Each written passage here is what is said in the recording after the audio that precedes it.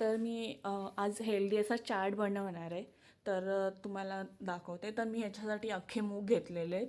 हे स्प्राऊटसारखंच आहे, पण हे इझीवालं आहे, म्हणजे जास्त काही तामझाम नाही आहे. तर मी ह्याला धुवून घेतलं आहे. त्याच्यामध्ये थोडे चणे आणि राजमा घातलं आहे, 2 वेळा धुवून घेतले आणि 1 दिवस अगोदर याला भिजवून ठेवणार आहे.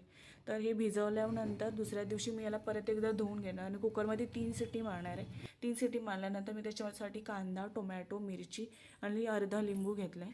तर हे सगळं कापून झाल्यानंतर त्याच्यामध्ये मी ब्लॅक पेपर पण यूज करणार आहे. हे सगळं मिक्स करून घेणार आहे. बघा माझं रेडी झालं आहे चाट.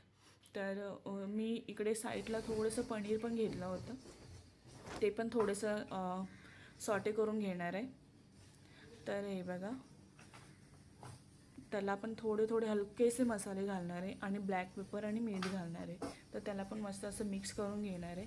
तर यासाठी हे सगळ्यासाठी मी बटर यूज करणार आहे अमूलचं. तर बटर हलकंसं घालून, जास्त पण नाही यूज करणार आहे. पॅनमध्ये त्याला मी सॉटे करून घेणार आहे. बघा मस्त असं माझं पनीर पण रेडी झालं, हेल्दी चाट रेडी.